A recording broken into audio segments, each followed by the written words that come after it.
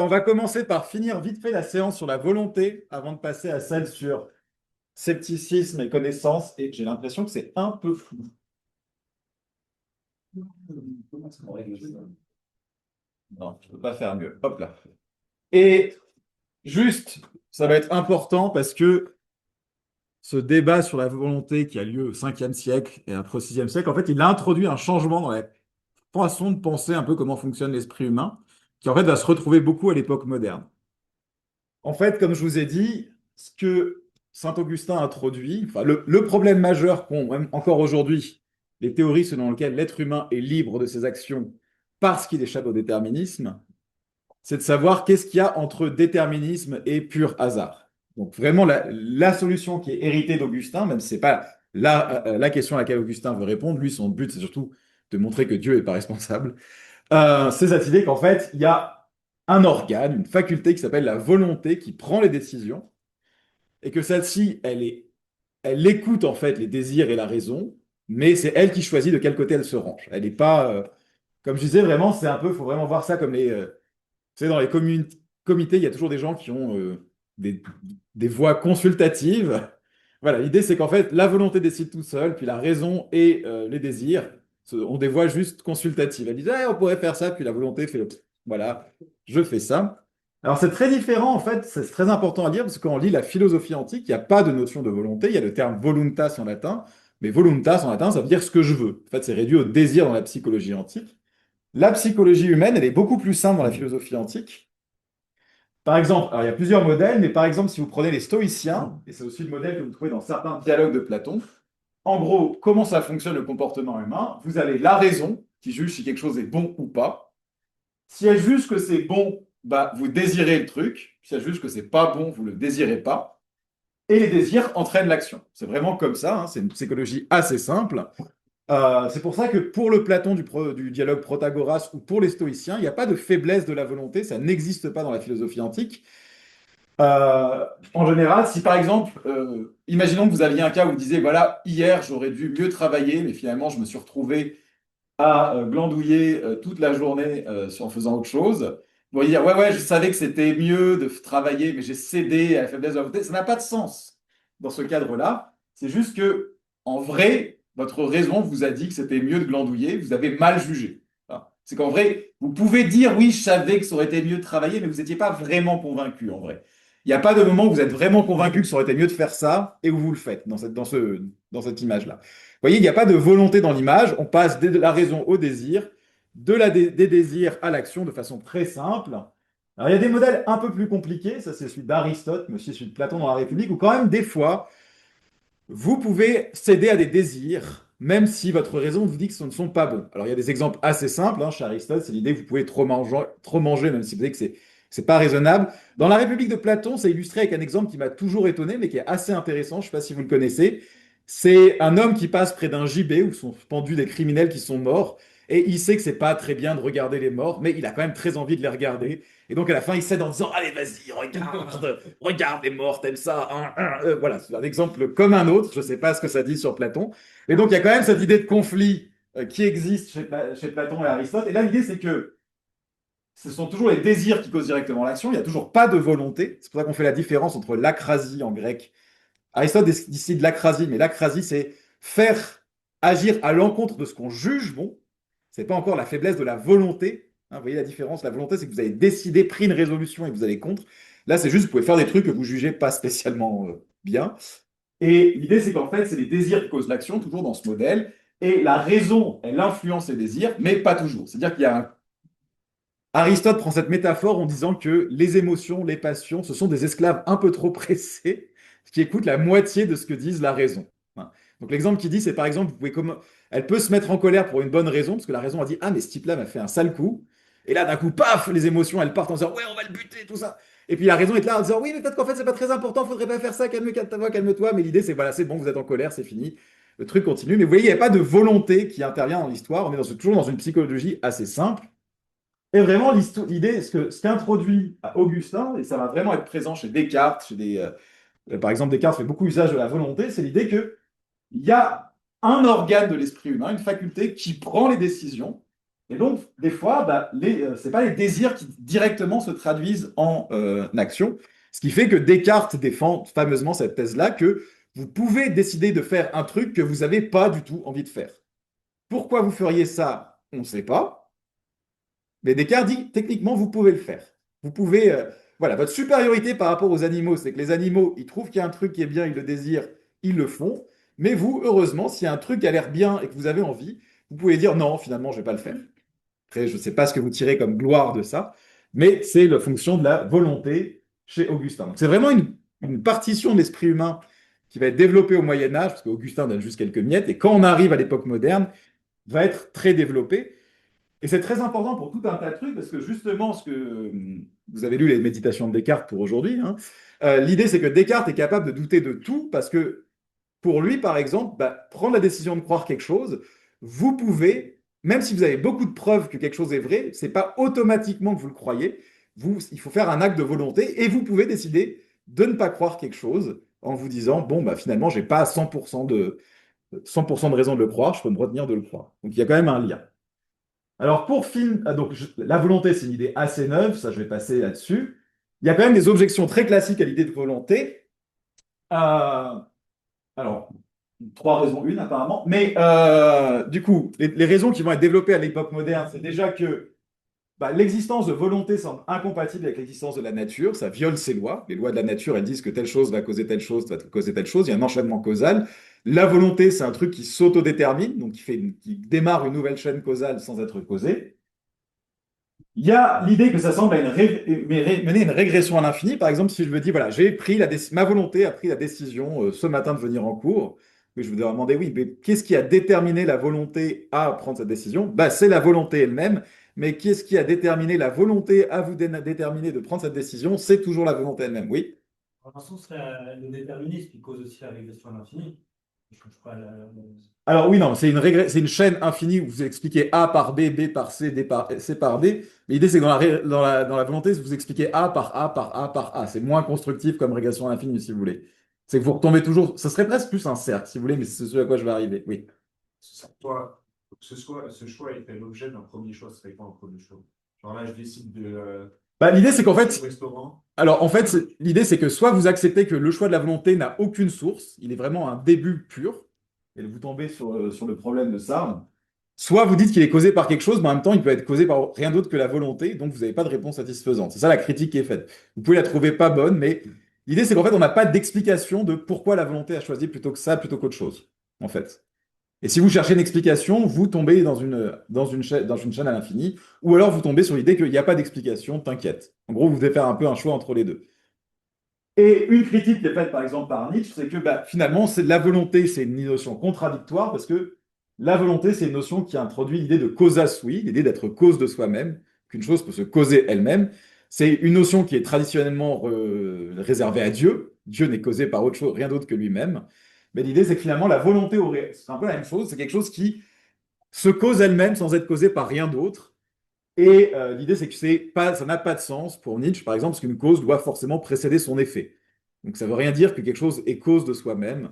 Voilà. En gros, il y a plein de grosses interrogations sur cette idée que la volonté, ce serait quelque chose qui se détermine elle-même.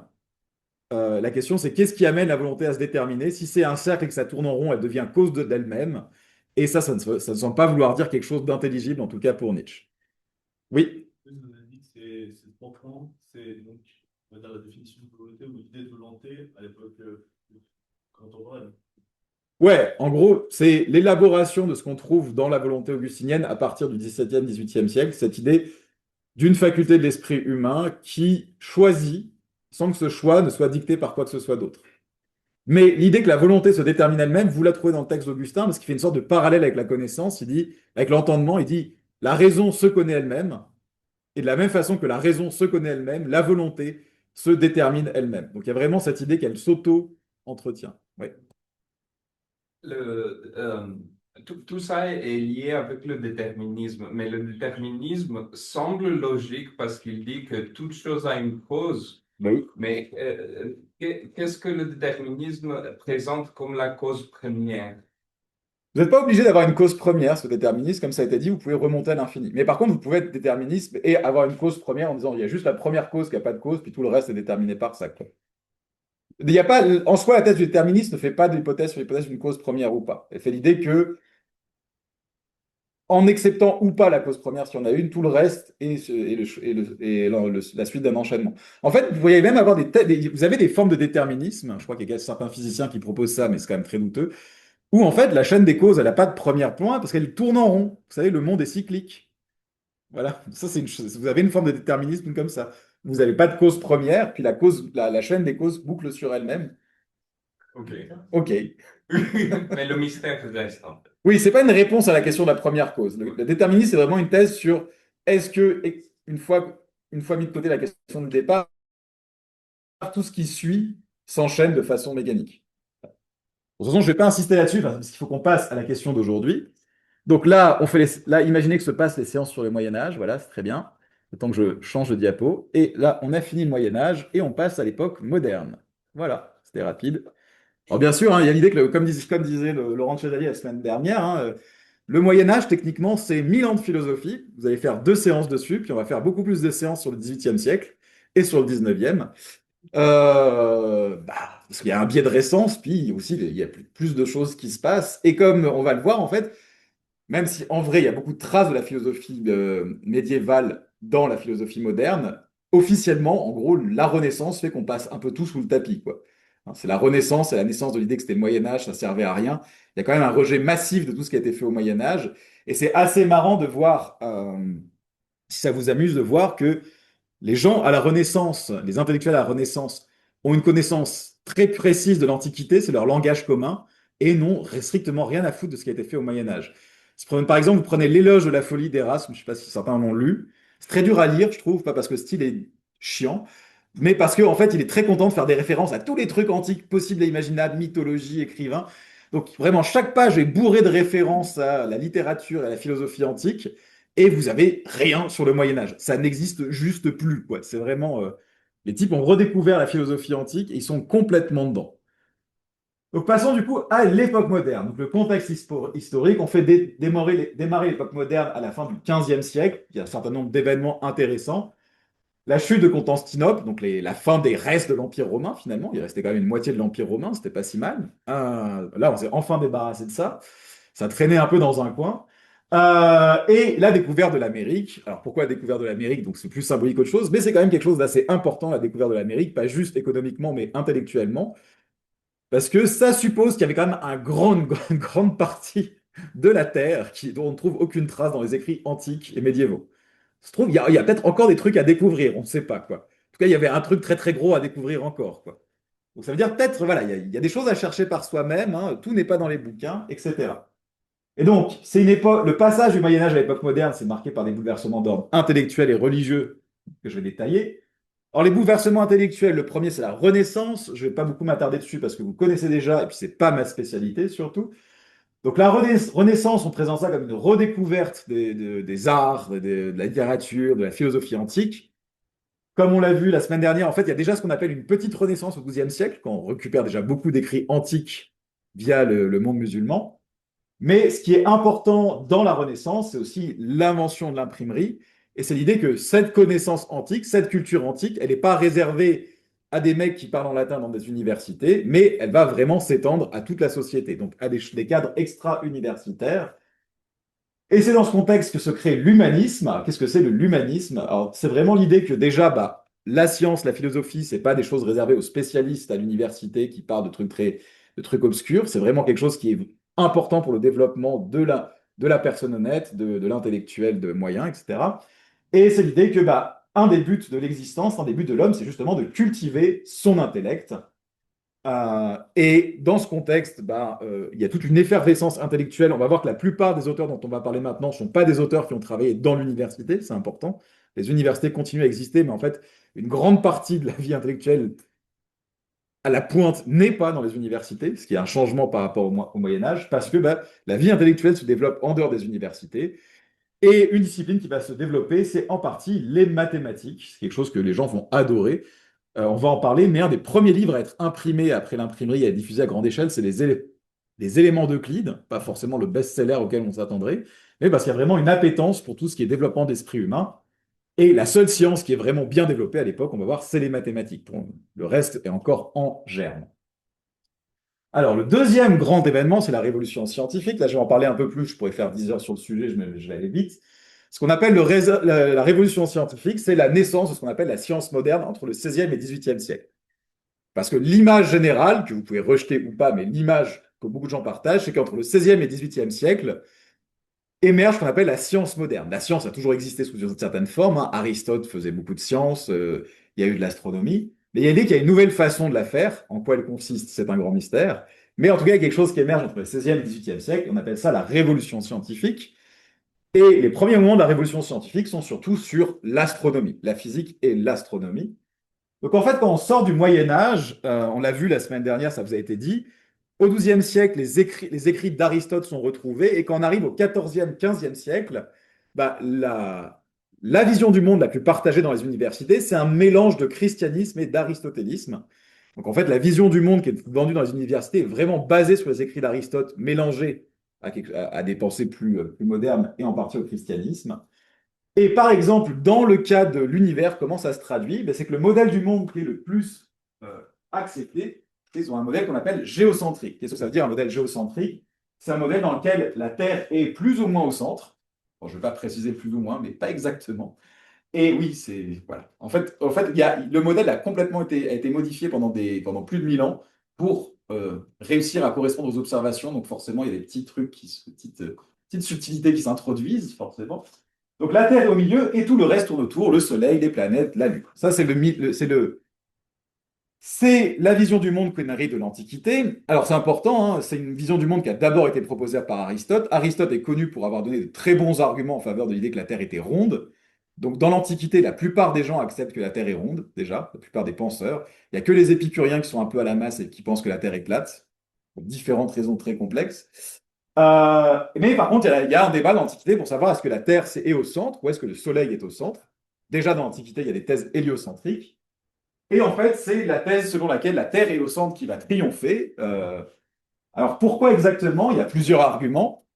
Mais un argument très connu qui est donné dès l'Antiquité, c'est qu'il y a un problème avec l'idée que le Soleil serait au centre et que la Terre tournerait autour. Ce problème, c'est le suivant. C'est ce qu'on appelle l'argument de la parallaxe. Je ne sais pas s'il y a des gens qui ont entendu. On vous avez parlé de ça en cours de physique, de sciences, philo des sciences, peut-être? Non? Voilà. L'argument de la parallaxe est très simple. Prenons par exemple ces deux étudiants ici. Il y en a une qui est juste derrière l'autre pour l'instant. Si je me bouge ici, vous êtes à gauche de monsieur. Et si je me bouge ici, vous apparaissez à droite. Vous voyez, pour l'instant, on n'est pas dans de la physique très complexe, hein. En gros, si je bouge, la position respective des objets que je regarde change. On est d'accord? Hein. C'est par exemple voilà. Quand vous bougez en train, vous voyez que la position respective de certains objets change. Par exemple, là, il y a une église, l'arbre est là, puis le train avance, puis l'arbre est de ce côté-là de l'église, très simplement. Bah, en gros, l'idée, c'est que si la Terre tournait autour du Soleil, ça veut dire que la Terre bougerait. On est d'accord, hein. Donc, ça veut dire que la position respective de certaines étoiles devrait changer au cours de l'année. Okay. Par exemple, là, il y aurait deux étoiles qui sont alignées, puis quand je serai en automne, plutôt par là, les deux étoiles, elles seraient plutôt comme ça, pour moi, et puis quand je serai au printemps, elles seraient plutôt comme ça, parce que j'ai un peu bougé. Alors ça, c'était vraiment quelque chose qui avait été calculé par les astronomes antiques, et en fait, ce qu'ils observaient, c'est qu'on n'observe pas de changement de position des étoiles au cours de l'année. Alors la vraie réponse, c'est qu'en fait, il y a un changement possible, il y a un changement de la position des étoiles, mais il est tellement microscopique qu'il faudra attendre les télescopes du 19e siècle pour l'observer.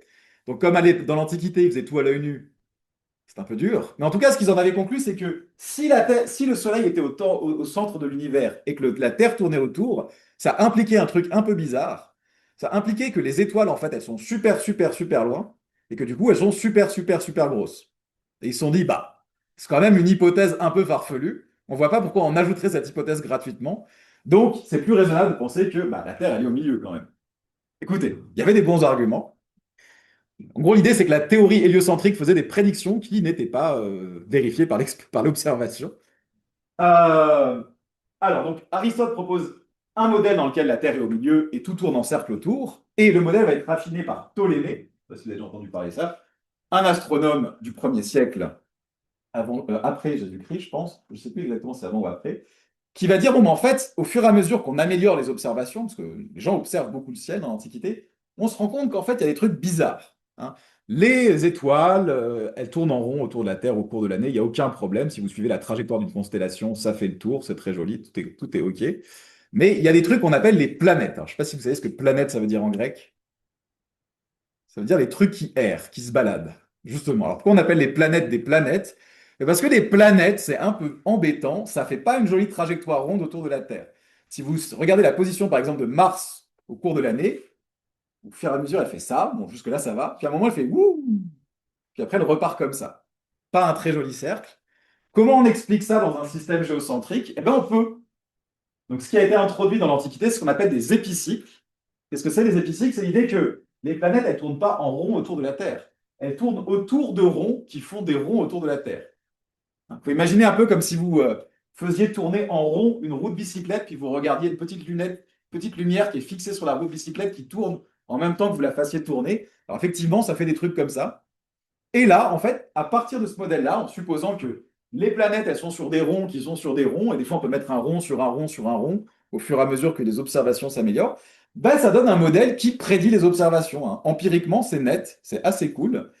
Ça permet de prédire où seront les planètes dans le ciel et la tronche qu'aura le ciel. Donc ce modèle, il est raffiné et il perdure au moins jusqu'au XVIIe siècle. Et alors là, au XVIe siècle, qu'est-ce qui se passe? Il y a un type qui s'appelle Copernic, ça vous avez déjà entendu parler, qu'on considère comme le premier parent de la révolution scientifique. Il dit, ouais, mais le Soleil, ça pourrait être au milieu. Regardez, j'ai mis le Soleil au milieu, ouh, c'est joli. Et là, personne l'écoute. Alors bien sûr, c'est forcément parce que tout le monde est obscurantiste. Non, c'est parce que son modèle, il est nul en fait. C'est-à-dire que si on met les planètes si on met les planètes à tourner en cercle autour du Soleil, on n'obtient pas ce qu'on observe. Pourquoi?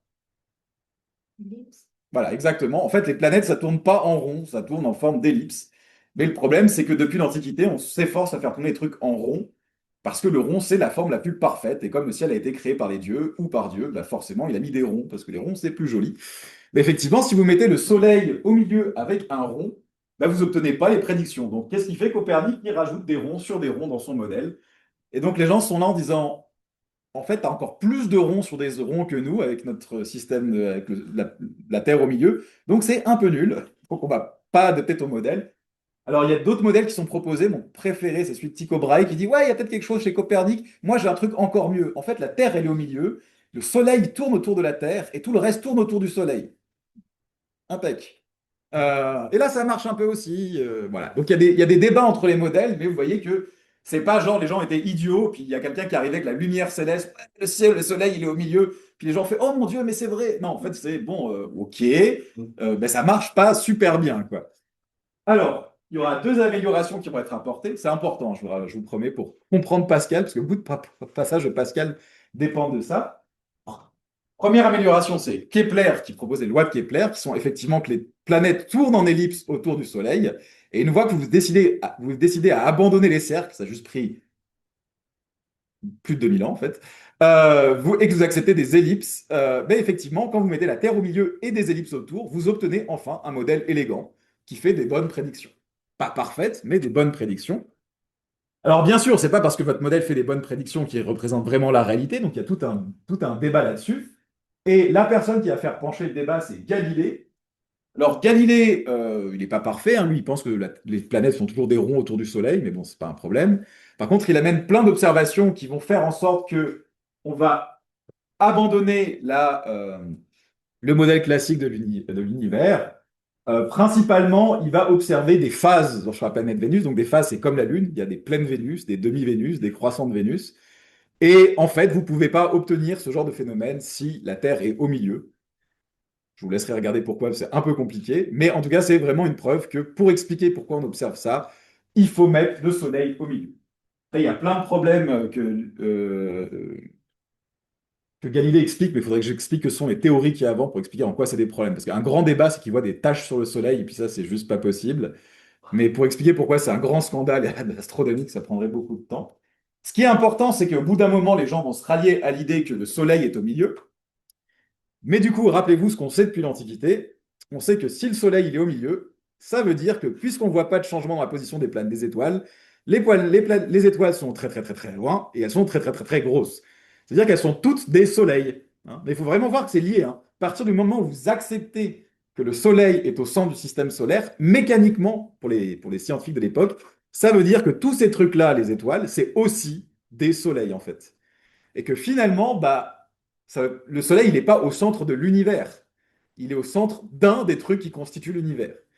Et ça, c'est vraiment quelque chose qui est assez connu en histoire des sciences, c'est que le seul fait de placer le Soleil au milieu, ça change radicalement l'image qu'on a de l'univers. L'univers, c'est pas un truc fini qui se centre sur la Terre, c'est un truc potentiellement infini, en tout cas très très très grand, dans lequel il y a une infinité de systèmes solaires. C'est à partir de là que les gens vont spéculer sur la vie sur d'autres planètes.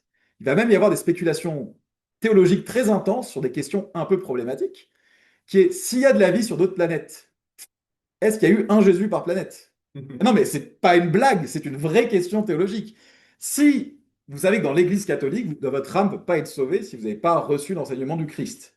Ça avait déjà posé un tout petit problème quand on avait découvert les Amériques, parce qu'a priori, Jésus et les apôtres n'ont pas fait un tour par l'Amérique du Sud. C'était déjà un gros débat, mais si en plus, il y a d'autres planètes, est-ce qu'il y a eu un fils de Dieu par planète? C'est une vraie question. Je pense que ça ne vous tourmente pas, mais je vous jure, c'est une vraie question. C'est une question qui commence à se poser à l'époque. Donc on est vraiment vraiment dans une vision du monde différente. Alors, en dehors du point de vue scientifique, il y a d'autres choses que je ne vais pas développer parce qu'a priori, dans le coin, vous devez avoir entendu parler de ça. Vous avez entendu parler de la réforme. C'est bien. Alors oui, donc un des changements qui se produit culturellement, c'est que on sort de plus de 1000 ans de règne sans partage de l'Église catholique romaine sur l'Europe, enfin sur la partie ouest de l'Europe, et le protestantisme, c'est une remise en cause du catholicisme, en fait une version alternative du christianisme. Une version qui rejette très durement justement le catholicisme, en particulier pour la vente des indulgences, si vous voyez tout ce que c'est. La vente des indulgences, hein, c'est le fait de proposer aux gens de racheter leur âme en donnant de l'argent à l'Église sur leur lit de mort. Ce qui là aussi soulève des disputes théologiques très puissantes, parce que vous ne savez pas, mais si l'Église catholique permettait d'acheter son salut, il y a une doctrine théologique derrière quand même. Il a fallu justifier cette possibilité. Et la justification, elle porte sur une notion très technique qui est celle d'acte surérogatoire. Je ne sais pas si vous avez vu ça en éthique. Alors un acte surérogatoire, c'est très simple. C'est un acte qui est bon, mais que vous n'avez pas le devoir d'accomplir. Par exemple, si vous donnez votre rein demain à un inconnu, c'est un acte surérogatoire. On vous dira, oui, c'est très bien, mais tu n'étais peut-être pas forcé de le faire. Alors, en quoi c'est important? L'idée, c'est qu'il y a des actes qui vont au-delà de ce qui est obligatoire, hein, des actes au-delà du devoir. Et l'idée de l'Église, c'est que vous savez qui a fait plein d'actes surérogatoires, d'actes bonus? C'est Jésus et les saints, surtout les apôtres. Et qu'est-ce que c'est l'Église catholique, techniquement? C'est l'héritière de Jésus et des saints. Donc techniquement, spirituellement, elle a une sorte de banque spirituelle où elle a stocké tous ces bons actes en bonus qu'ont fait les saints et les apôtres, et Jésus. Et du coup, ce qu'elle revend aux gens, vous savez, dans l'Église, on peut acheter son salut que par des actions. Mais en fait, ce qu'on fait, c'est qu'on vous revend les actions en bonus que l'Église a engrangées.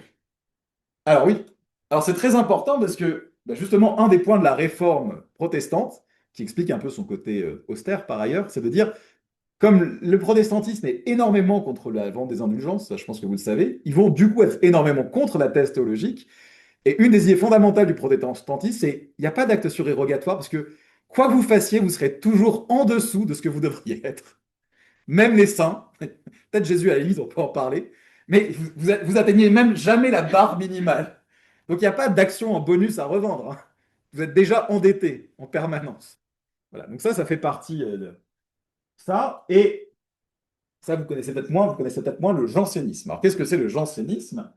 Donc en réaction à l'Église catholique et à ses frasques, nous avons le protestantisme qui se révolte, une philosophie plus austère, une approche plus austère du christianisme.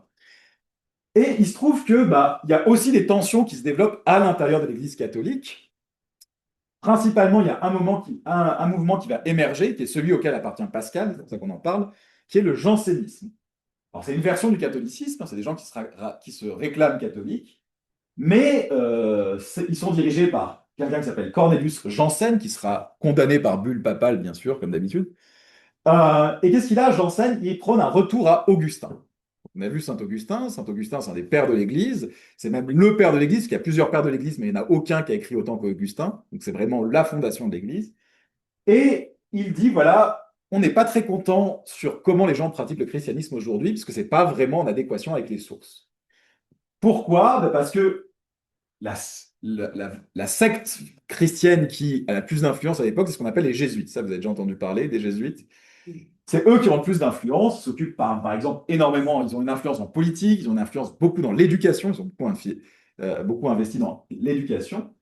Et les jésuites, ils ont des thèses qui ne plaisent pas énormément aux jansénistes. Hein. Ils trouvent que les jésuites sont un peu trop cool, en fait, pour la religion chrétienne. Il faut revenir, la vraie religion chrétienne, c'est le désespoir. C'est vraiment le sentiment que sans Dieu, vous ne pouvez pas vous en tirer. Hein, c'est vraiment ça la leçon d'Augustin. Monsieur, Oui, est-ce que vous pouvez rapidement définir ce que c'est les jésuites? je vais en revenir, je vais y arriver. Je vais arriver au point de désaccord entre le jésuitisme et le jansénisme, du moins important au plus important.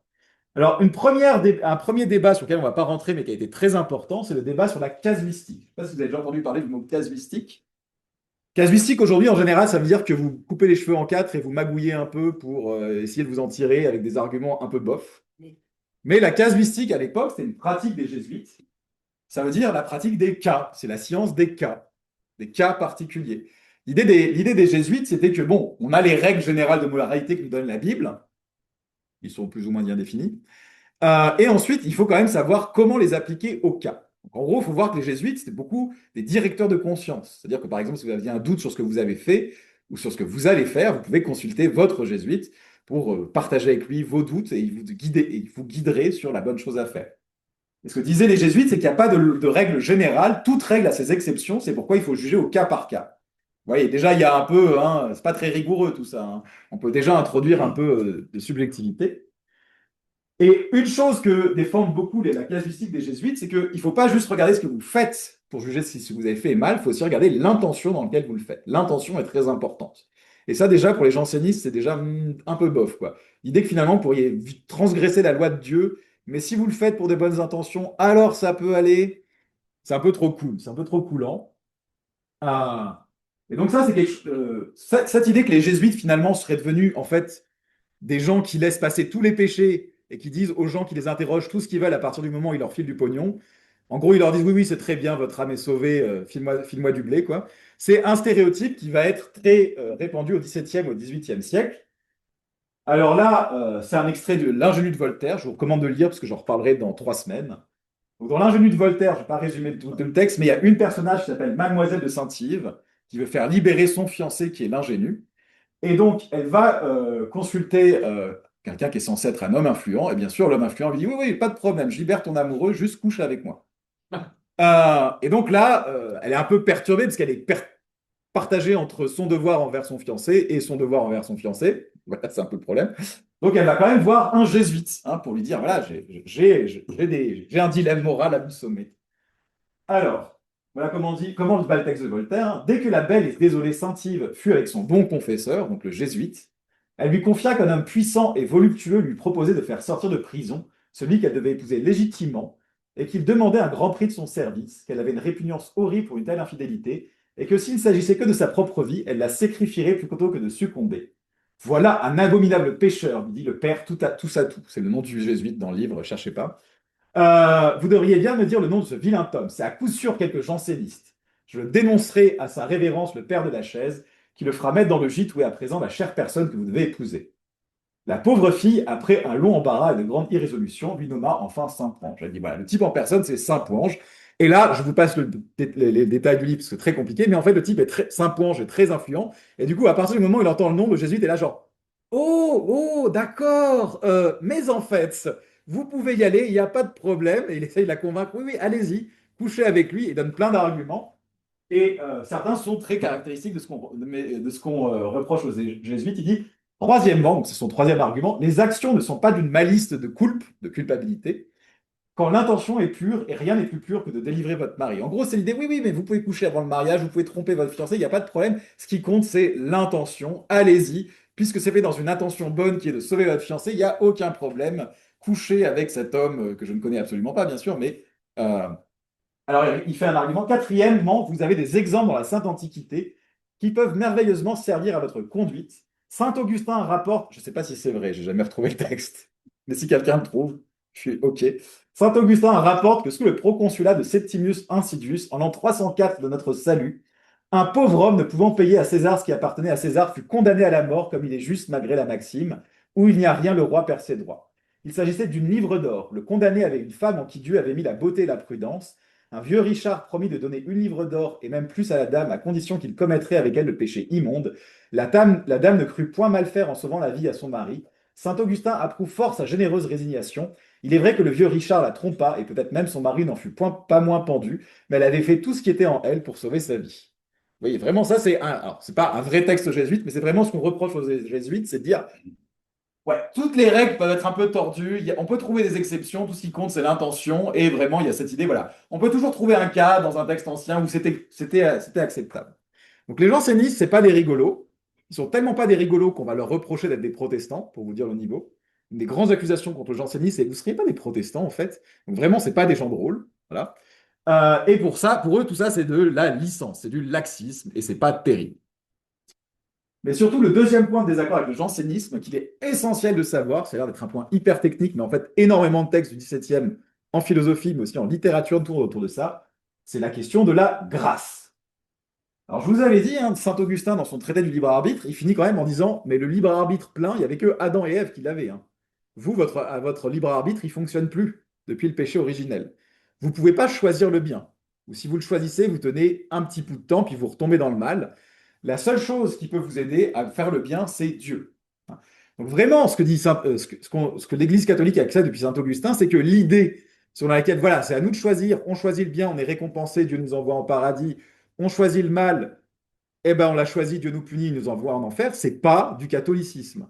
Hein. Le catholicisme dit bien que vous ne pouvez pas vous en sortir par vous-même, vous n'avez pas le choix, c'est juste la grâce de Dieu qui peut vous aider à être une bonne personne de façon constante. Il faut qu'il il faut qu'il implique, il faut qu'il soit impliqué. Et alors, les jésuites avaient dit, oui, oui, effectivement, ça c'est la théorie catholique, bien sûr, on est tout à fait d'accord avec nous. Juste, on a trouvé une petite théorie, elle est sympatoche. En fait, on a tous besoin de la grâce divine pour faire le bien. Mais ils ont développé la théorie de la grâce suffisante qui est, en fait, c'est rigolo.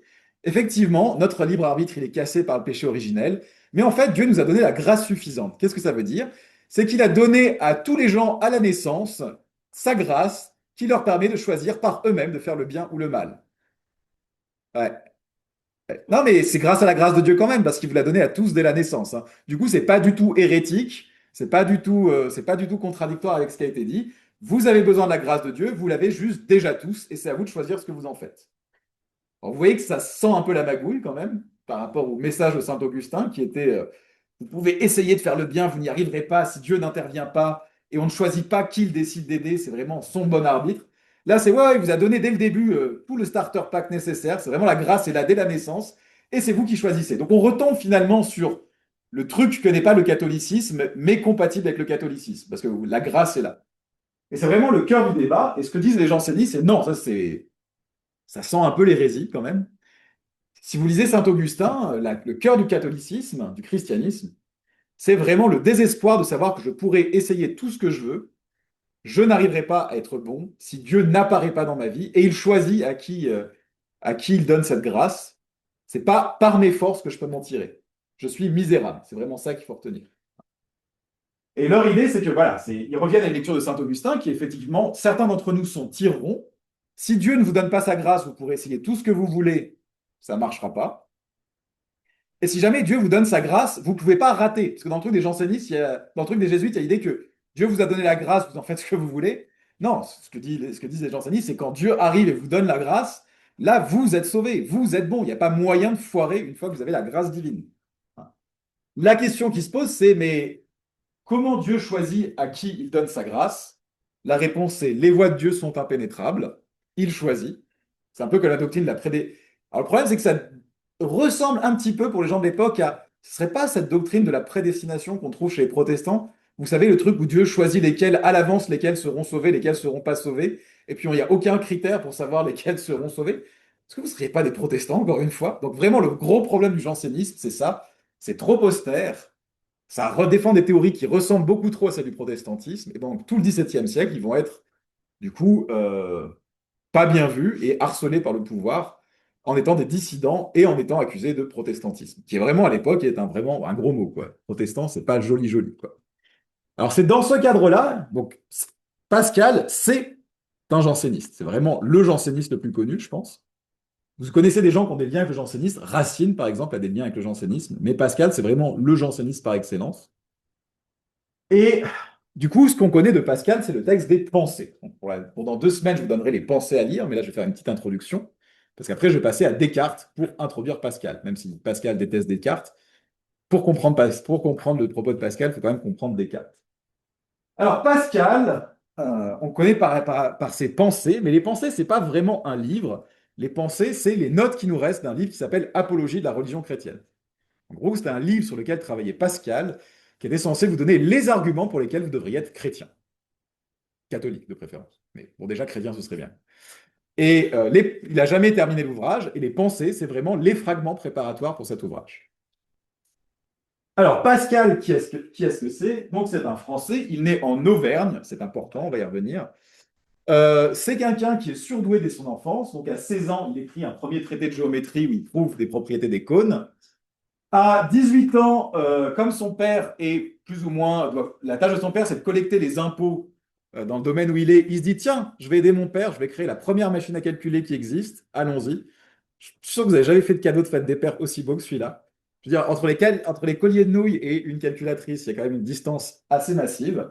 Mais voilà, donc on est sur quelqu'un qui, dès le début, a quand même des prédispositions assez claires, déjà en mathématiques, mais ensuite il va se faire remarquer en physique, grâce à son traité du vide sur la pression atmosphérique.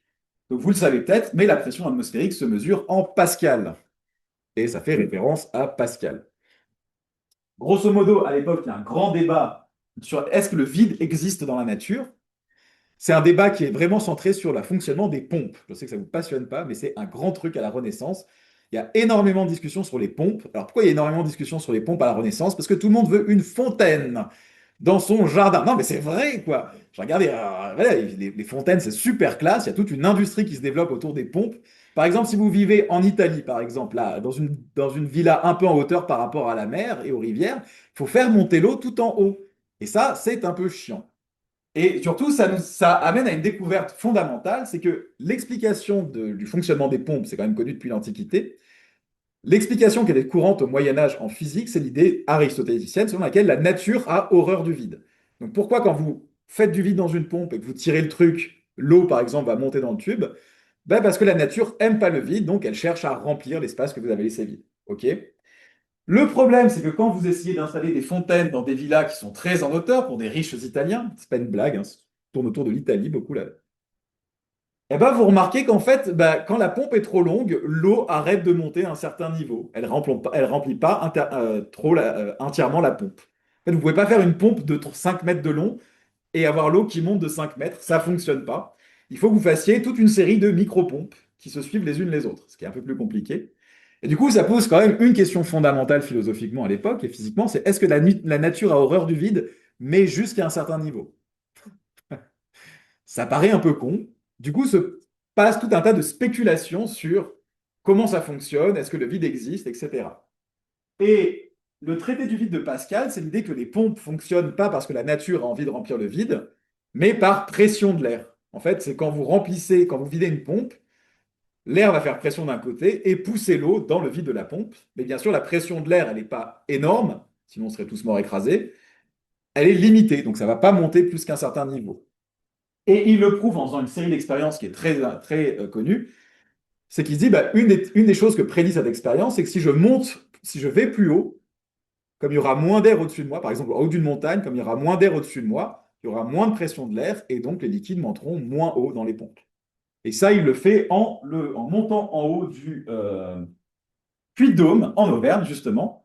Et il prouve effectivement que l'eau monte dans les pompes moins haut en haut du Puy-de-Dôme qu'en bas. Oui. Mais c'est une question que la nature, elle n'aime pas le vide. Ouais. Pour ça, c'est vrai un peu, non? Ça dépend si vous le prenez comme une métaphore, oui. Ouais. Si vous le prenez comme un principe physique, que dès qu'il y a un ensemble vide, la nature va essayer de le combler. Comme si c'est ça le principe explicatif, Non, mais dans le Voilà. sens, on a un sachet plastique et qu'on retire le vide, bah, Oui. justement, le plastique il va se. Mais l'idée, c'est que ça ne fait pas ça parce qu'il y a une force qui a envie de remplir le vide. Vous voyez la différence? Ouais, Voilà. L'idée, c'est que c'était utilisé comme principe explicatif. C'est la nature est une sorte d'entité qui va chercher à remplir le vide. Est-ce que vous voyez la différence? Effectivement, c'est une belle métaphore qui décrit bien ce qu'on observe, mais c'est pas le mécanisme derrière. Hein.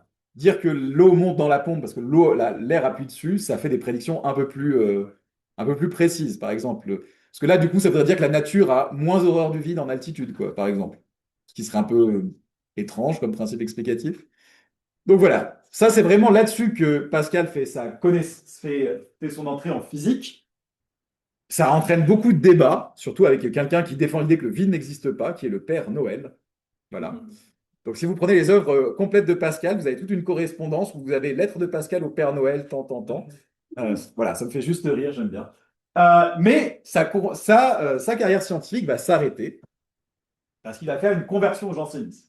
Bon, d'abord, il va se convertir au jansénisme un peu comme ça, pas hyper sérieusement. C'est surtout sa sœur, il a deux sœurs, c'est une de ses sœurs qui est très fervente du jansénisme.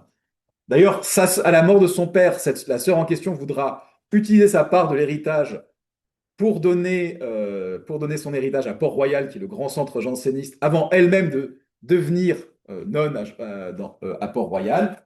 Il y aura quelques conflits avec Pascal qui dira: mais non, fais pas ça. D'ailleurs, j'ai besoin de toi pour t'occuper de la maison pendant que moi je fais des sciences. Non, c'est vraiment ça. Elle est restée plusieurs années à la maison parce que Pascal disait qu'il avait besoin d'elle. Puis à un moment, elle a fait: bon, franchement, là, tu m'emmerdes. Et elle est partie comme ça à Port-Royal. Puis Pascal était là: non, reviens, reviens. Bref. Donc voilà, il a un investissement dans le jansénisme qui est genre pas complet, oui. Juste par curiosité, c'est où Port-Royal à l'époque? Près de Paris, dans les environs de Paris. Oh, au Royaume-Uni, pas au Royaume? Ah non, pas du tout. Ah ouais.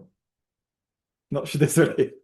Au Royaume-Uni, on a d'autres problèmes à l'époque, effectivement, mais là, c'est plus l'anglicanisme qu'on est en train d'essayer de promouvoir.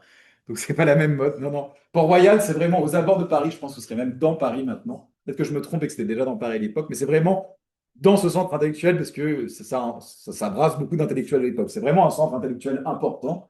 Et donc, par définition, ça peut être qu'à Paris. Enfin, vraiment, en France, c'est comme ça que ça fonctionne.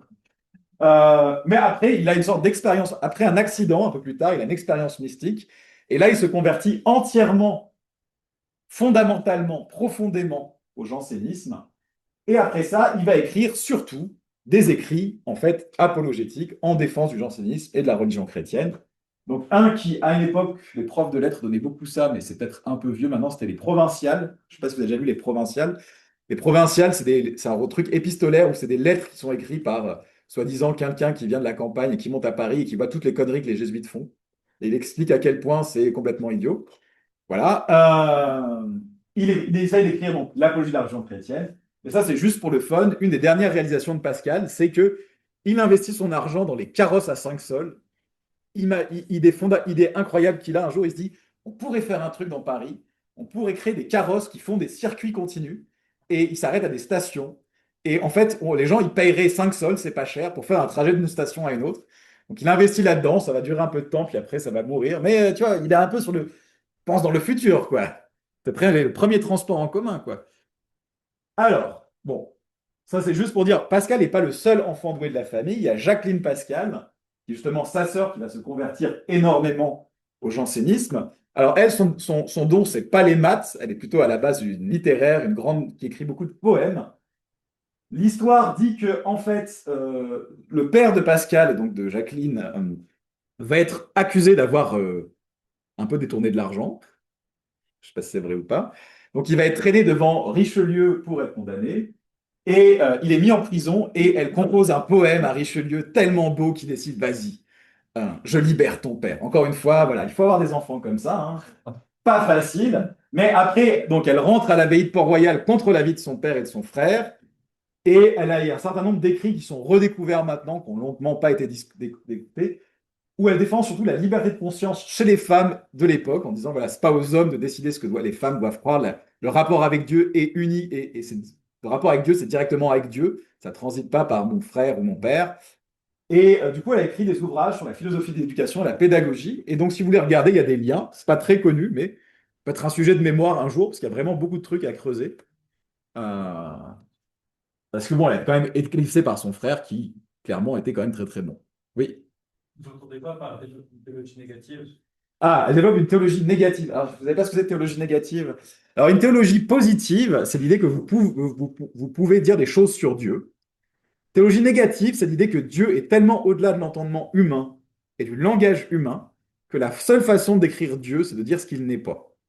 Alors, par exemple, un bout de théologie négative, ça va dire Dieu n'est ni grand ni petit, ni homme ni femme, ni bon ni mauvais.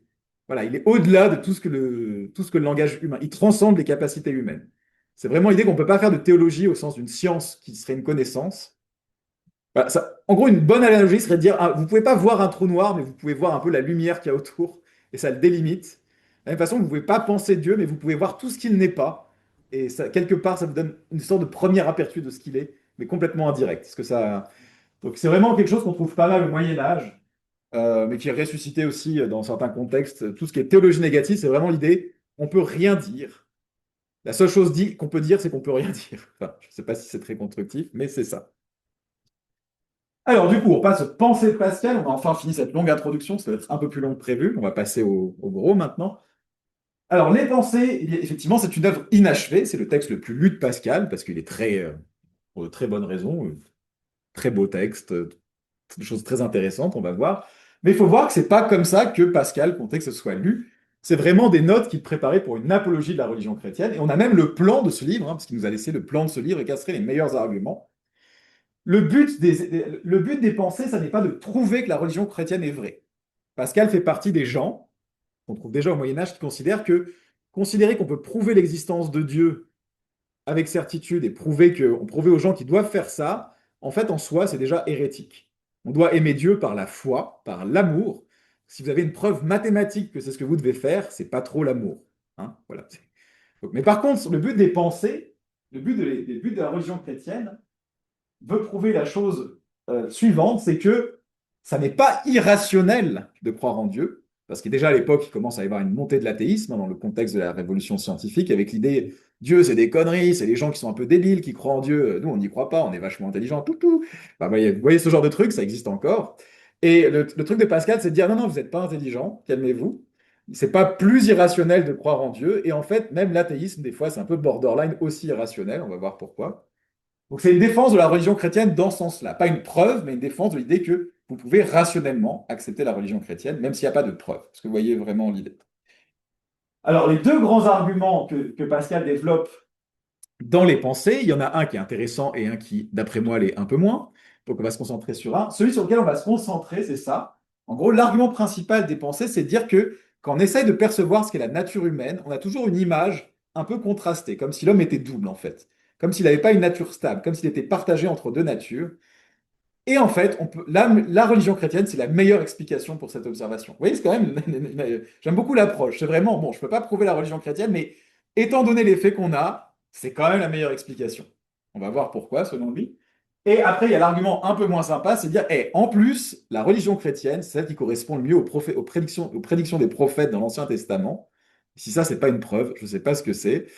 Bon, là, on ne va pas trop développer cet aspect-là, parce que, à moins que vous soyez très très fan d'études bibliques, déjà, je n'ai pas grand-chose à dire.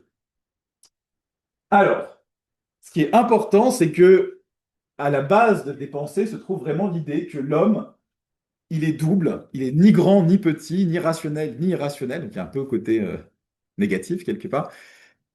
Et un des passages les plus connus, c'est celui-ci qui justement replace l'homme dans la vision nouvelle du monde d'un espace infini. C'est cette phrase qui est le silence éternel de ces espaces infinis m'effraie. C'est une des phrases les plus connues de Pascal. Voici le thème, voici le texte. Je vais lire en détail parce qu'il est assez important.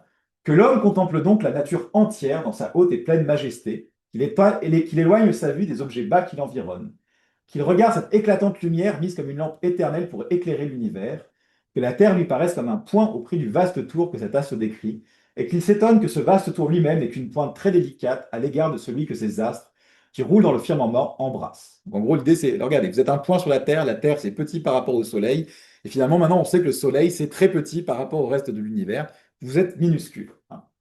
Mais si notre vue s'arrête là, et que l'imagination passe outre, elle se lassera plutôt de concevoir que la nature de fournir. En gros, vous pouvez pas, même votre imagination ne vous permettra pas de contempler la grandeur de l'univers. L'univers est plus grand que tout ce que vous pouvez imaginer. Tout le monde visible n'est qu'un trait imperceptible dans l'ample sein de la nature. Nulle idée n'en approche. Nous avons beau enfler nos conceptions au-delà des espaces imaginables. Nous n'enfantons que des atomes au prix de la réalité des choses. C'est une sphère infinie dont le centre est partout, la circonférence nulle part. Enfin, c'est le plus grand caractère sensible de la tous-puissance de Dieu, que notre imagination se perde dans cette pensée. Que l'homme étant revenu à soi considère ce qu'il est au prix de ce qui est, qu'il se regarde comme égaré et que de ce petit cachot où il se trouve logé, dans l'univers, il apprenne à estimer la terre, les royaumes, les villes, les maisons et soi-même son juste prix. Qu'est-ce qu'un homme dans l'infini? Première partie du texte, la science nous apprend que le monde est infini, vous êtes tout petit. Notez que ça peut paraître un topos très classique, mais en fait c'est très très neuf, parce que jusque-là, l'idée que l'univers était infini, elle n'était pas sur la table. Donc même si, en tant que introduction au christianisme, c'est hyper moderne pour l'époque. En gros, c'est un peu comme si, bon, c'est pas très flatteur pour Pascal, mais c'est un peu comme si vous essayez de prouver le christianisme en vous appuyant sur la physique quantique aujourd'hui, quoi, les derniers trucs à la mode, même si ça commence à doter, sur la théorie des cordes, voilà, un truc comme ça. Là, c'est vraiment regarder ce que nous apprend l'astronomie moderne, vous êtes tout petit. Mais pour lui présenter un autre prodige aussi étonnant, qu'il recherche dans ce qu'il connaît les choses les plus délicates qu'un ciron lui offre dans la petitesse de son corps. Donc ciron, c'est une sorte d'acarien qui se nourrit de farine et qui est juste assez gros pour qu'on puisse, mais vraiment limite du visible, quoi. C'est la limite du visible. Dans ce qu'il connaît les choses les plus délicates qu'un ciron lui offre dans la petitesse de son corps, des parties incomparablement plus petites, des jambes avec des jointures, des veines dans ses jambes, du sang dans ses veines, des humeurs dans ce sang, des gouttes dans ses humeurs, des vapeurs dans ses gouttes, que divisant encore ces dernières, il épuise ses forces en ses conceptions, et que le dernier objet où il peut arriver soit maintenant celui de notre discours, il se pensera que c'est peut-être l'extrême petitesse de notre nature. En gros, il dit, mais bon, on est très très petit par rapport à l'infinité de l'univers, mais en fait, si on regarde les choses très très petites, on voit qu'on est très très grand par rapport à l'infinité des choses petites. Donc les gens commencent vraiment à s'interroger à l'époque, on n'a pas encore créé les microscopes, on est limite, je crois, sur l'idée que finalement, si vous disséquez ce tout petit truc qui est à la limite du visible, en fait, il a des parties. Et donc, c'est pas impossible que lui-même, il ait des acariens, des trucs qui soient des acariens pour lui-même et qu'ainsi de suite, les choses soient petites à l'infini. Donc vraiment, l'idée, c'est que l'homme, il est coincé entre deux extrêmes, entre l'infiniment grand et l'infiniment petit. Donc, c'est pas que l'homme est infiniment petit, la leçon qu'il faut en retirer. C'est qu'il est ni infiniment grand, ni infiniment petit. Il est quelque part entre les deux. Voilà, donc là, je saute ça. La conclusion du texte, c'est car enfin, qu'est-ce que l'homme dans la nature? Un néant à l'égard de l'infini, un tout à l'égard du néant, un milieu entre rien et tout, infiniment éloigné de comprendre les extrêmes. La fin des choses et leurs principes sont pour lui invinciblement cachés dans un secret impénétrable. En gros, vous êtes dans une position intermédiaire. Et en fait, ce passage-là, il donne un peu toute la structure d'une partie des pensées. Dans plein de domaines, l'idée, c'est que Pascal pense que ce schéma se récupère dans plein de domaines. Dans plein de domaines, vous êtes à moitié entre rien et tout. Vous êtes ni rien ni tout. Vous êtes perdu au milieu. En fait, vous êtes tous des centristes de l'univers. C'est vraiment ça, l'idée de Pascal. Voilà, donc en gros, l'idée, c'est que la nature de l'homme, elle est double et contradictoire. Il est à la fois misérable et grand. Là, il y a un passage connu, encore une fois, la grandeur de l'homme.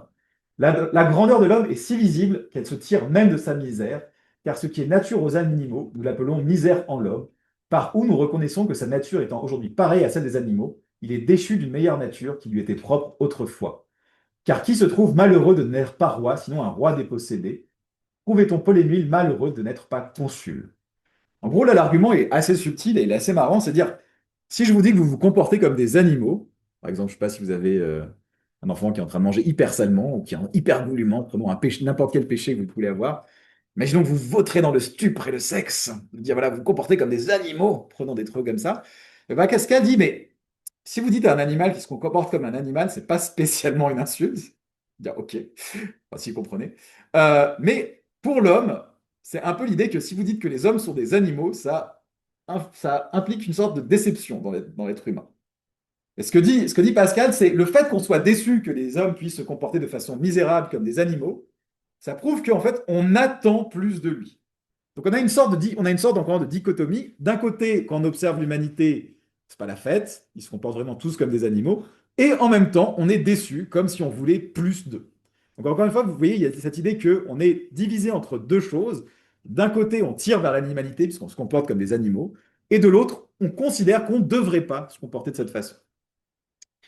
Et bon, Pour Pascal, l'idée, c'est que il faut trouver une explication au fait que la nature de l'homme, elle est double et contradictoire. Pourquoi est-ce qu'on se comporte comme des animaux, mais on est déçu de se comporter comme ça? Pourquoi on aspire à plus alors que c'est finalement toujours comme ça qu'on se comporte?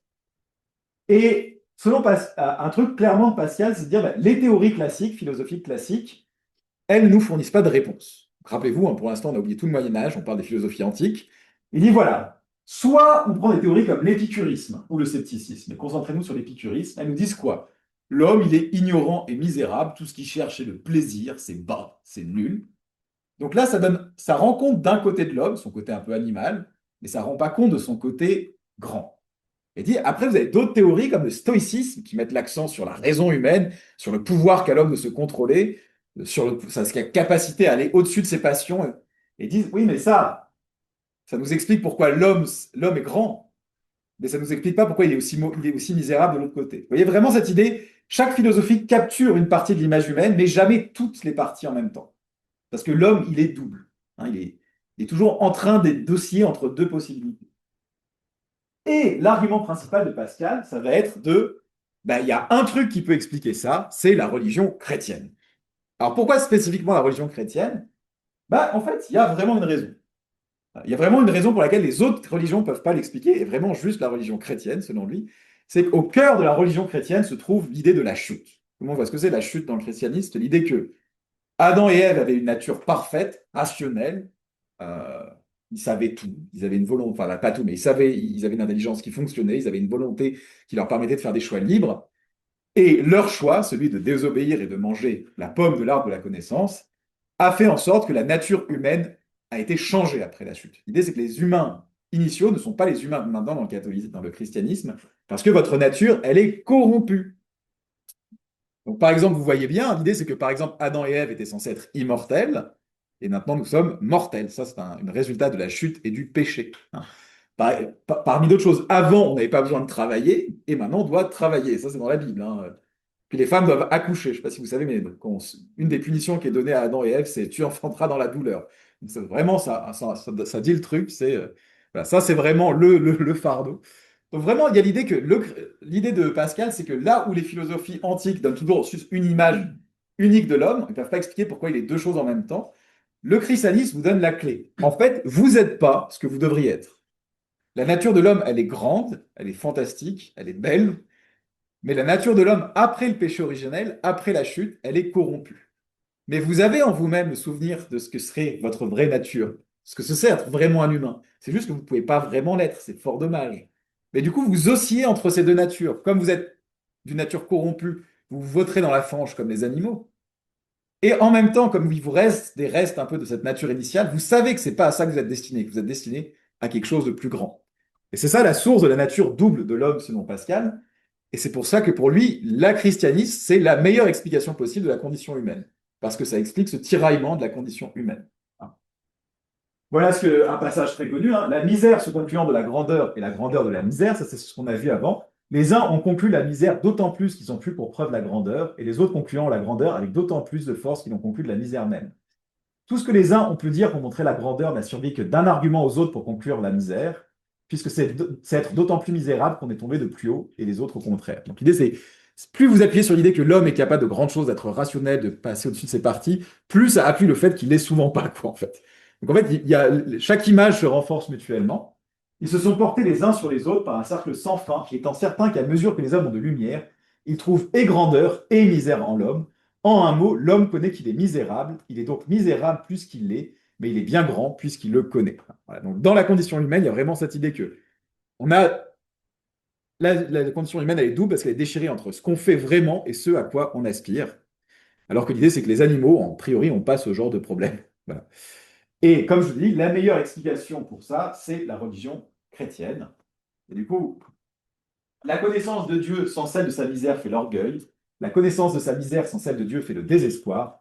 La connaissance de Jésus-Christ fait le milieu parce que nous y trouvons et Dieu est notre misère. Encore une fois, il y a cette idée de milieu. Nous ne sommes plus des êtres proches de Dieu puisque nous sommes corrompus, mais nous sommes plus purement des animaux. Nous sommes au milieu.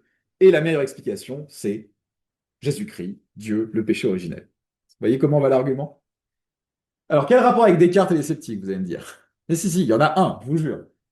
L'idée, c'est que Pascal va appliquer cette grille de lecture sur l'homme est ni complètement imparfait, ni complètement parfait, à tous les domaines, et il va l'appliquer à l'épistémologie, en fait.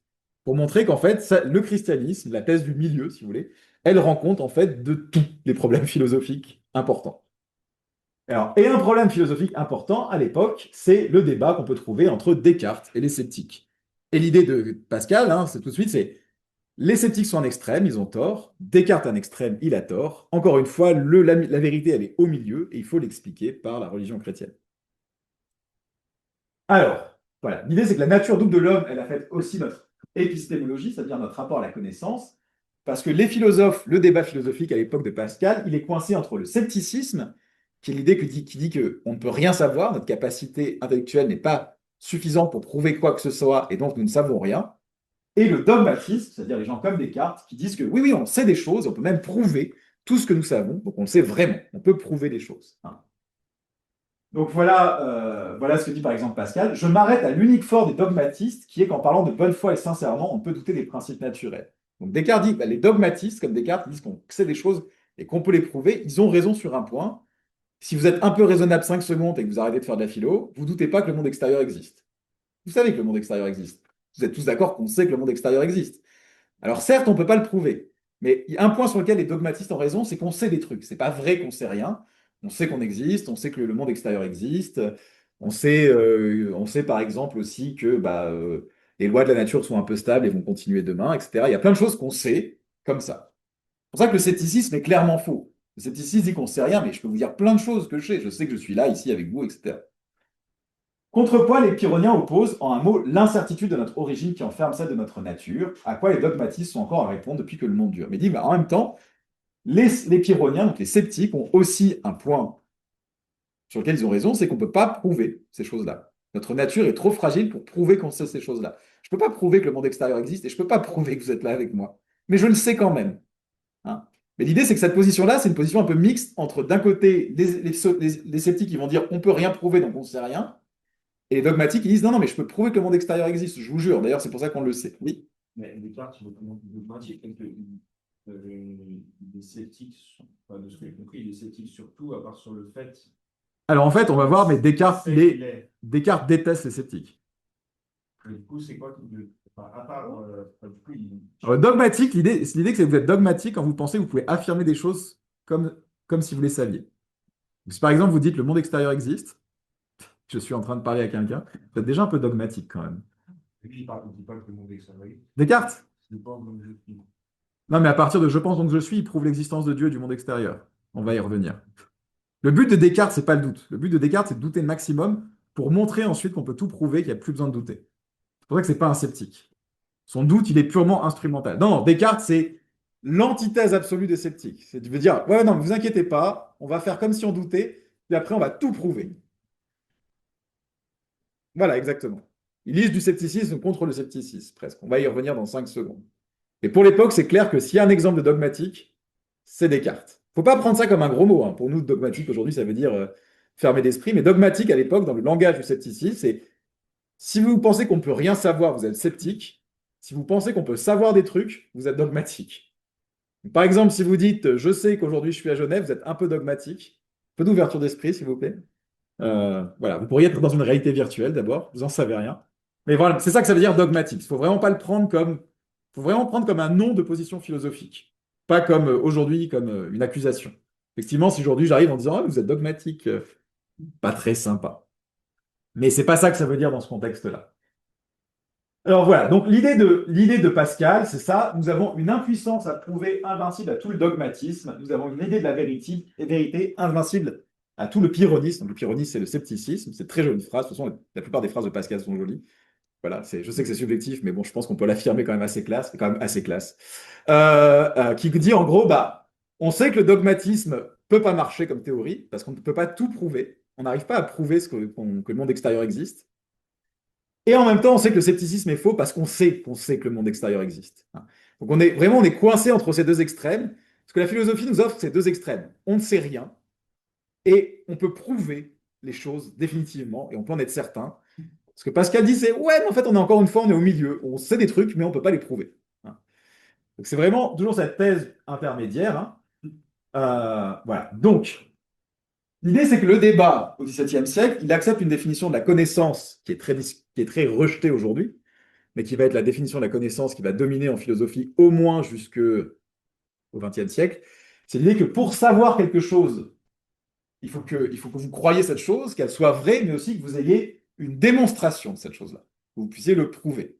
OK? Et ça va être ça le problème du débat entre les sceptiques et les dogmatiques, c'est qu'est-ce qu'on peut vraiment prouver? C'est vraiment ce concept de connaissance qui est en jeu, une connaissance au sens fort. Par exemple, si je dis que le monde extérieur existe, si je le sais vraiment, c'est que je peux le prouver, quoi. Et là, ça devient un peu dur. Alors, du coup, le débat, il oppose les sceptiques à Descartes. Donc, les sceptiques, ça remonte à l'Antiquité, Descartes, non.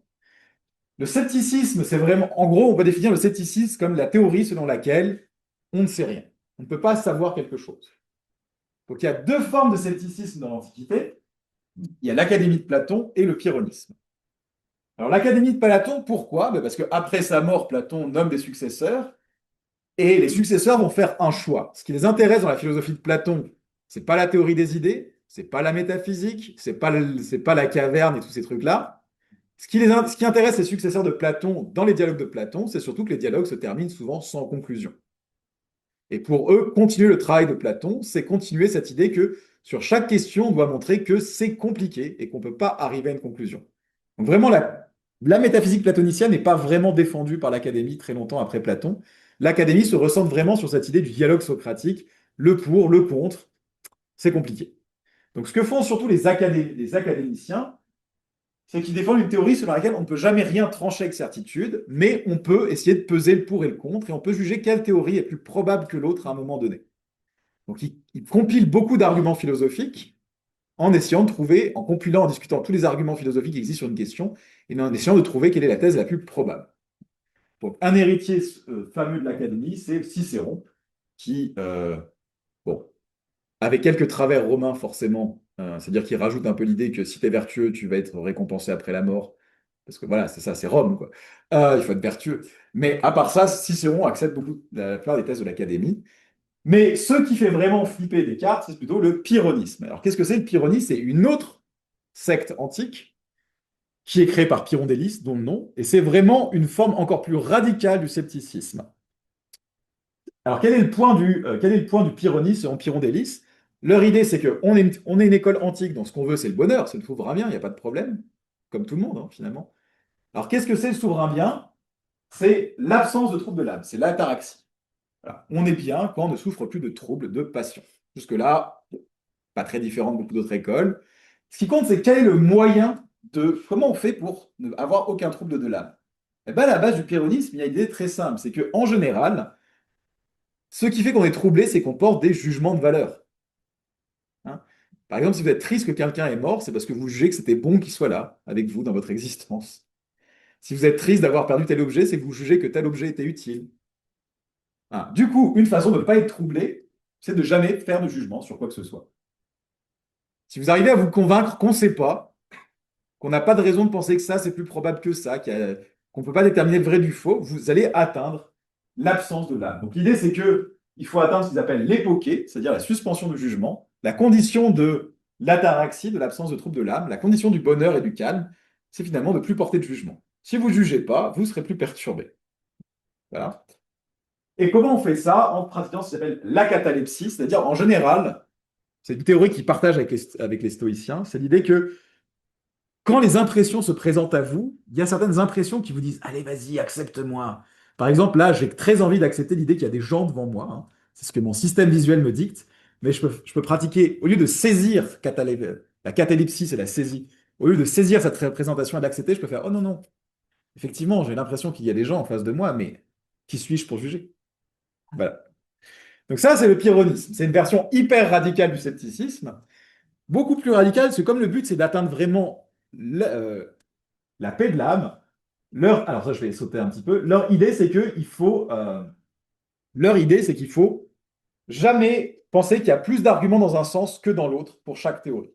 Donc c'est vraiment le mot d'ordre du scepticisme, c'est pas plus ceci que cela, c'est leur phrase. C'est ni A ni non A, je ne sais pas. Et je vis comme ça très paisiblement en ne portant aucun jugement. Je sais pas si ça marche trop bien, j'ai quand même pas mal de doutes sur la question, mais c'est le projet, on va dire, hein. Alors, un des problèmes, un des arguments qu'on juge, un des arguments qu'on pense contre cette forme de scepticisme, c'est de dire, mais si tu dis qu'on peut rien savoir, si tu penses qu'on sait qu'on ne peut rien savoir, ah, ah, ah, je t'ai eu. Et la réponse des pyrrhoniens, c'est de dire, non, non, mais on dit même pas ça, en fait. On dit juste rien. Voilà, hein. Aucun problème. On n'affirme rien, oui.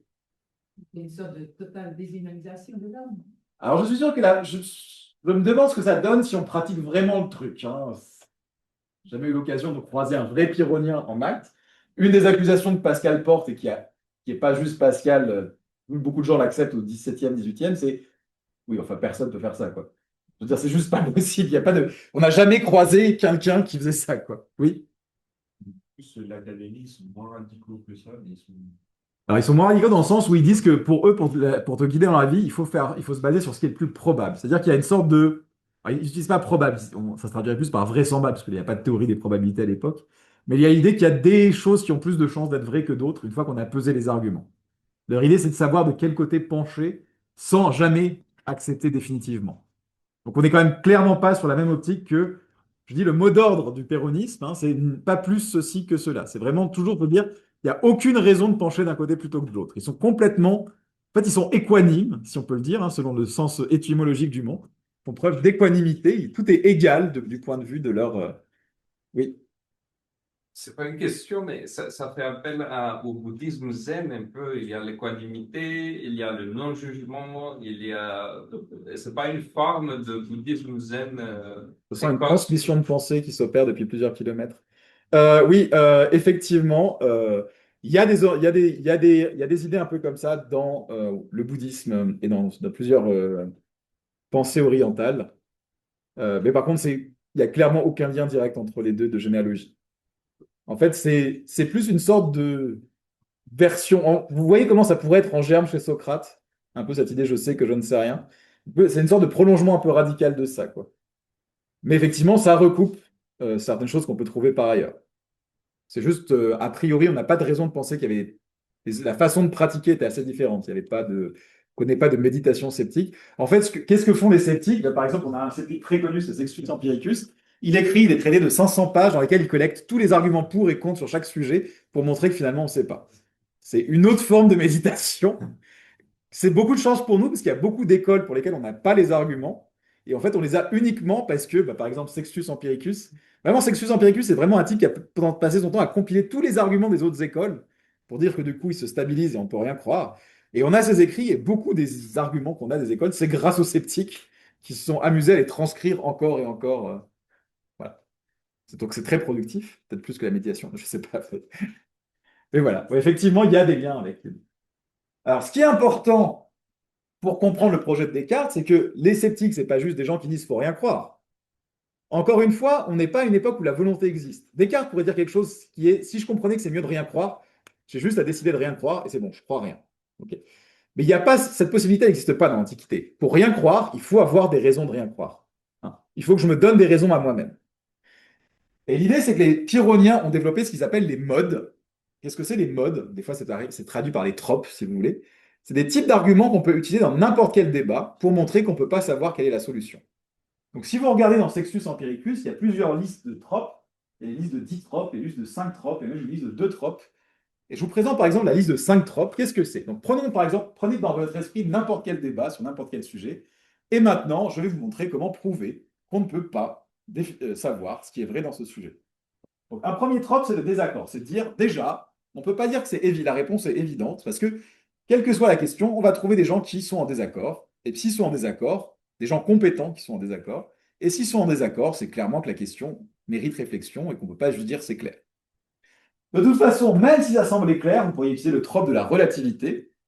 Qu'est-ce que c'est la relativité? C'est l'idée que les choses ne nous apparaissent pas telles qu'elles sont, mais en fonction de qui on est. Alors, l'exemple qu'adorent les pyrrhoniens, je ne sais pas s'ils faisaient ça en classe, leur délire, c'est regardez cette eau, si je mets ma main dedans alors que j'ai mis ma main dans le froid dehors, elle va avoir l'air chaude, et puis si je réchauffe ma main dans le feu et puis que je mets l'eau dans la main dans la même eau, elle va paraître froide. Waouh! Donc on ne sait pas si l'eau elle est chaude ou froide. On a accès que à notre représentation, pas à la réalité elle-même. Et alors, il développe ça en disant, bah, du coup, la relativité, c'est d'un homme à l'autre, mais aussi à l'intérieur de chaque humain. Par exemple, ce qui vous semblait, par exemple, artistiquement intéressant quand vous étiez plus jeune, n'est pas forcément ce qui vous paraît artistiquement intéressant maintenant. Peut-être que vous regardez plus l'intégrale de Oui Oui en boucle. Peut-être que vos goûts esthétiques ont changé. Oui, Dans cet exemple-là, il est vrai. Enfin, il est tiré du pyrrhonisme, oui, celui de l'eau. ouais. La personne, elle sait quand même que c'est de l'eau, non? Alors, ça, c'est pour la beauté de l'exemple, mais les pyrrhoniens, normalement, qui sont cohérents, devraient dire non, en fait, on ne sait pas. Peut-être, Mais c'est-à-dire que même ce qu'ils mangent, ils ne savent pas qu'ils mangent, par exemple. oui, Et ok. ouais, Donc, ok. ouais, ouais, ouais. Alors, une fois qu'on est parti de ce principe qu'on ne peut pas régler les choses en disant c'est évident parce que soit c'est relatif, soit les gens sont en désaccord, soit les deux, qu'est-ce qui nous reste? Ben, il faut prouver. Par exemple, si je veux défendre que bah, l'eau est chaude, super débat, je dois donner un argument, hein. Et là, le problème, c'est qu'on a un problème. C'est peut-être que, imaginons que je prouve que l'eau est chaude en se disant, regardez, j'ai mis telle bandelette dans l'eau et elle devient rouge quand l'eau est chaude. J'ai un argument. Et là, le pyrrhonien me dire, mais t'es sûr que cette bandelette, elle devient rouge quand l'eau est chaude? Comment le sais-tu? Donne-moi un argument. Je fais, oui, oui, mais je le sais parce que c'est machin qui me l'a dit, c'est un grand professeur de physique. Oui, mais comment tu sais que c'est un grand professeur de physique? D'ailleurs, comment tu sais qu'on peut faire confiance à la physique? Donc, en gros, ce qu'il appelle la régression à l'infini, c'est que pour chaque débat, vous pouvez gagner le débat en disant, prouve-moi ça, prouve-moi A. Alors, je vous le prouve sur la façon à partir de B. Après, je vais dire, oui, mais bon, il faut quand même déjà que tu me prouves B. Bon, alors, vous le prouvez à partir de C. Et vous prouvez C à partir de D. Et puis là, je peux dire, bon, ben, en fait, oui, mais il faut prouver D. Hein. En gros, c'est la technique du pourquoi. Pourquoi? Il faut répéter pourquoi en boucle, c'est vraiment ça. Ça, c'est la régression à l'infini. C'est, ouais, ouais, tu vas prouver ça à partir de ça, mais t'as pas encore prouvé ça, donc il faut prouver ça, il faut prouver ça. Et comme ça, on remonte à l'infini. Vous voyez un peu l'astuce? Donc, ce que disent les pyrrhoniens, c'est à un moment, quelqu'un va dire, non, non, mais là, j'arrête, je prends ça comme point de départ, et à partir de là, je vais te prouver le reste. Et le pyrrhonien peut dire, oui, oui, c'est très bien, mais comme vous n'avez pas prouvé votre point de départ, c'est juste une hypothèse, et donc je suis pas du tout, j'ai pas du tout forcé d'accepter votre conclusion, puisque vous n'avez pas prouvé votre hypothèse de départ. OK. Le seul truc qui reste, dans ce cas-là, si vous théorème ni dans la régression à l'infini, ni dans le point de départ arbitraire, c'est de tourner en rond. C'est-à-dire de prouver A à partir de B et B à partir de A. Et en général, ce n'est pas un super argument. Un exemple classique que donne Descartes, d'ailleurs, c'est de dire, si vous avez lu le début des méditations de Descartes, il a une petite préface pour les professeurs de la Sorbonne où il dit, alors bon, je prouve l'existence de Dieu, mais bien sûr, ça n'est pas nécessaire pour nous autres chrétiens, qui savons que Dieu existe parce que c'est dit dans la Bible et qu'on doit faire confiance à la Bible parce qu'elle a été dictée par Dieu. Hein, et ça, c'est un exemple assez fameux de cercle. Toujours beaucoup de spéculation au fait que Descartes soit complètement en train de se payer la tête des gens, parce que clairement, il est au courant du truc, parce qu'il le dit après, oui, ça ressemble à un cercle, mais on sait que nous, c'en est pas un truc comme ça. Oui. Et du coup, les néo-pyrrhonistes, terme moderne, ne peut pas juger l'éthique. Du coup, il doutait aussi de l'éthique. Ah, c'est très intéressant. Bon, on va voir après. En gros, l'idée, c'est que les néo-pyrrhoniens, ils doutent de rien, sauf de Dieu qui est connu par la foi, et puis voilà. Me cramez pas, s'il vous plaît. Non, mais c'est vraiment ça. Genre, par exemple, j'ai un extrait de Montaigne, c'est rien n'est certain sauf la gloire de Dieu. Ok. Bien sûr que oui. La réponse est bah du coup, voilà. Non, parce que Dieu est connu par la foi, donc ça échappe au doute, parce que la foi, c'est pas une question de preuve, la foi, on sait. Hein, donc ça, il n'y a pas de doute. Ok. Et moi, il ne faudrait pas Dieu, enfin, voilà, cette chaîne de questions que vous pose à chaque fois pourquoi, jusqu'à ce que l'interlocuteur tombe sur Dieu, et c'était tout leur but. Alors non, parce que là, les Pyrrhoniens, dans l'Antiquité, ils en ont rien à foutre de Dieu. Ouais. Ah, ça, je sais pas, peut-être. Ça me dit rien comme ça, mais c'est peut-être le cas, je sais, je peux pas vous dire. Aucune idée. Alors, du coup, l'idée, c'est que quand on combine ces 5 modes, on tombe sur ce qu'on appelle le trilemme de Munchausen dans la philosophie contemporaine. Je ne sais pas si vous avez vu ça en épistémologie. C'est l'idée que toute tentative de prouver quelque chose se heurte à un choix que vous devez faire. Imaginons que vous voulez prouver un truc, soit quand vous prouvez quelque chose, vous le prouvez à partir d'un point de départ. Et soit il faut vous prouver ce point de départ à partir d'un autre point de départ plus lointain, et puis vous prouvez ce point de départ à partir d'un autre point de départ, et vous faites une régression à l'infini. Et dans ce cas-là, vous n'avez jamais rien prouvé. Soit votre justification, elle finit par tourner en rond, et c'est pas brillant. Soit vous avez ce qu'on appelle le dogmatisme ou le fondationalisme. Vous dites, voilà, il y a des trucs, On ne peut pas les prouver, mais ils sont certains, il faut les accepter, zut, quoi. Hein. On ne va pas prouver les choses indéfiniment, il y a des choses qui sont assez certaines pour qu'on les prenne comme point de départ et qu'on n'ait pas besoin de les prouver. Et c'est là que le pyrrhonien dit, ben oui, mais si j'accepte pas les points de départ, qu'est-ce qu'on fait? Voilà. Hein. Donc ça, c'est le problème auquel Descartes va se heurter, parce que le pyrrhonisme est très à la mode au XVIe siècle, surtout grâce à Montaigne, qui est soi-disant un philosophe. Euh,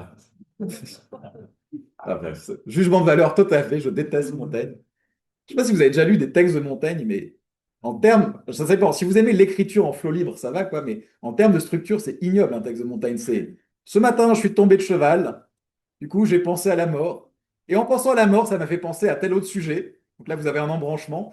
Et quand il parle de sujet, il fait d'ailleurs, ça m'a fait penser à tel truc, vous avez un troisième embranchement, et quelque part à la fin, tout retombe sur ses pattes. C'est vraiment genre. C'est vraiment t'as vraiment l'impression que c'est écrit au fil des opinions qui viennent. Voilà, en termes de structure philosophique, si vous aimez bien les trucs un peu structurés, bah, c'est pas terrible. Après, si vous aimez bien le truc libre, c'est vachement mieux. En tout cas, Montaigne, c'est quelqu'un qui est connu pour ses essais. Les essais, c'est un livre qui a énormément de succès. D'ailleurs, plusieurs livres en vrai, hein, c'est plusieurs volumes.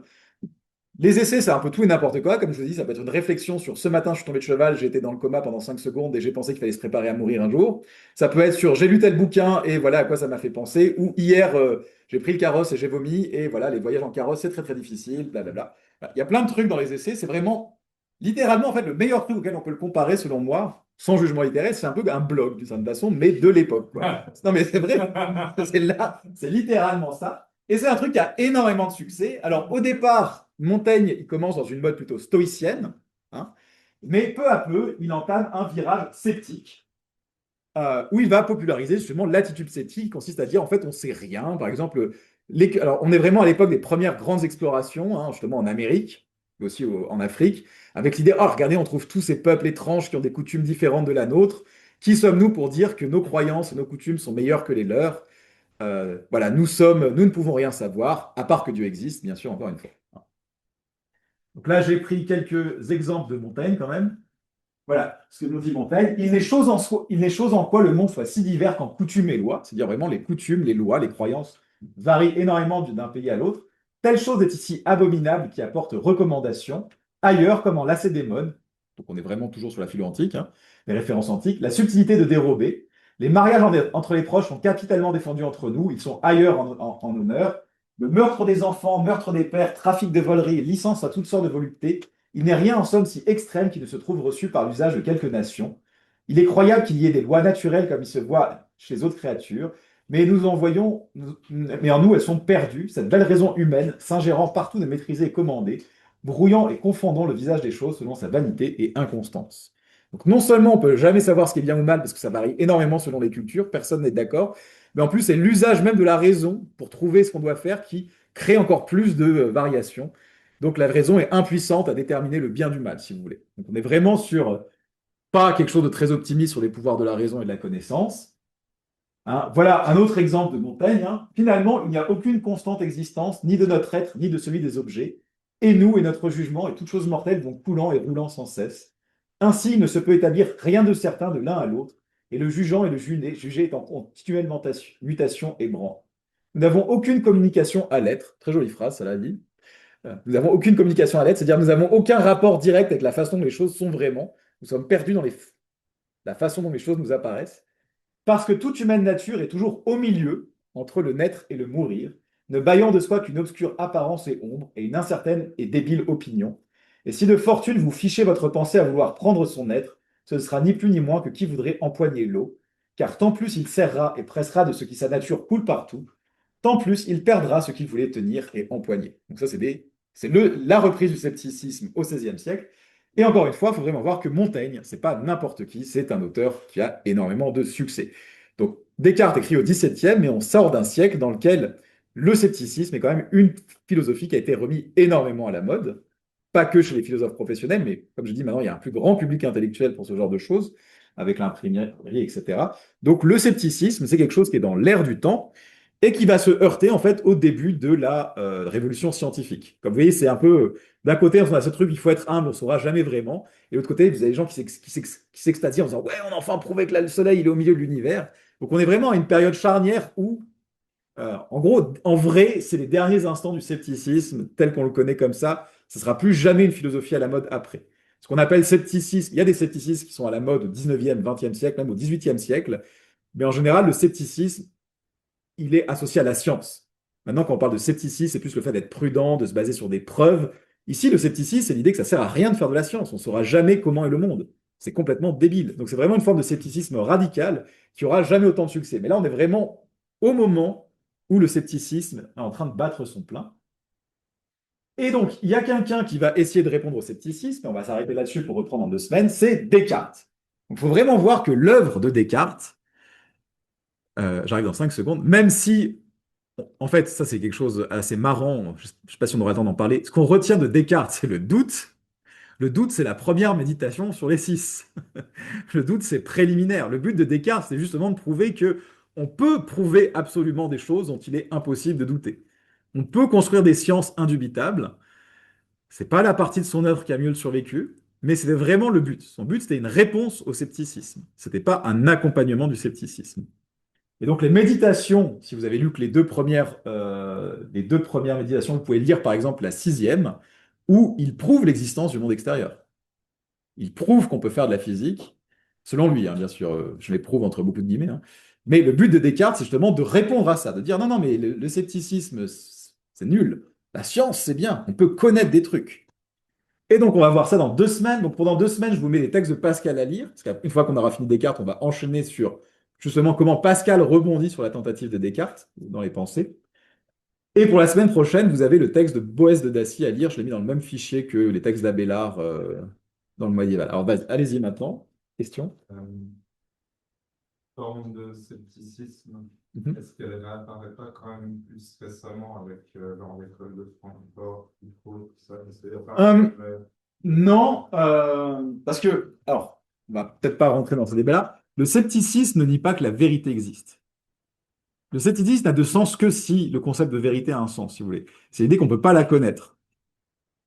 Si on part dans les controverses postmodernes, ce qui est remis en cause, c'est plutôt l'existence d'une vérité. Est-ce que vous voyez comment c'est fondamentalement différent? En fait, dans le scepticisme antique, c'est assez bizarre, parce que même pour nous, c'est très bizarre. Par exemple, l'exemple de l'eau est très bizarre. Parce qu'on pourrait dire, bah ok, l'eau, oui, chaud et froid, c'est relatif, pas très magique. Parce qu'en fait, leur argument présuppose que même dans le fait de savoir si l'eau est chaude ou froide, il y a une vérité qu'on ne peut pas connaître. En fait, le scepticisme antique est tellement loin du subjectivisme que c'est un monde à différent. Donc, les débats courants, ils sont plus sur l'idée de pas de savoir est-ce qu'on a accès à la réalité, mais est-ce qu'il y a vraiment une réalité indépendante de notre accès? Oui.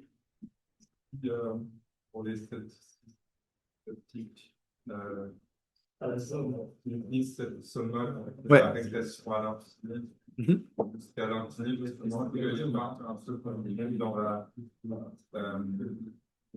négation de la réalité aussi. Alors non, leur idée, c'est qu'on nie qu'on peut connaître la réalité.